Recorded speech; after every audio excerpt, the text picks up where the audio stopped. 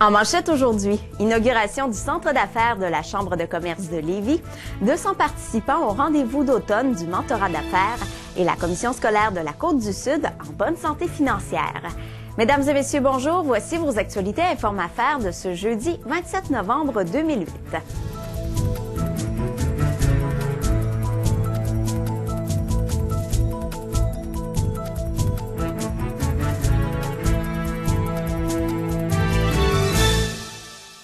La Chambre de commerce de Lévis a inauguré officiellement son nouveau centre d'affaires.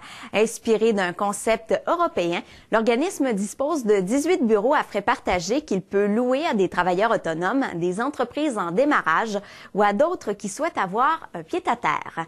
La Chambre de commerce leur fournit plusieurs services qu'ils ne pourraient peut-être pas nécessairement s'offrir s'ils avaient leur propre bureau. Les espaces de bureau vont servir pour ceux qui veulent avoir soit un pied-à-terre.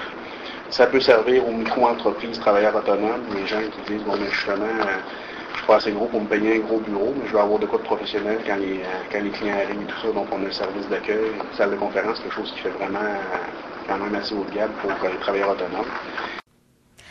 Plus de 200 personnes du monde des affaires de tout le Québec étaient à Lévis récemment dans le cadre du rendez-vous automnal du mentorat d'affaires.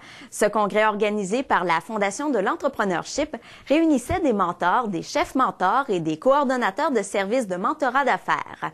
Pendant l'événement, 10 mentors ont reçu une reconnaissance et par ailleurs, l'équipe lévisienne de mentors compte 19 membres et dans quelques semaines, le 100e jumelage devrait avoir lieu. Ce colloque a aussi été l'occasion de faire le point sur la situation de l'entrepreneuriat au Québec. Actuellement au Québec, l'intention de se lancer en affaires est plus basse que pour le reste du pays. Et la commission scolaire de la Côte-du-Sud se retrouve en bonne santé financière malgré un déficit de 700 000 $. L'organisme avait prévu à l'origine un déficit de 1,2 million sur un budget de 97 millions de $. Ce déficit a été causé principalement par la nouvelle organisation scolaire mise en place l'an dernier.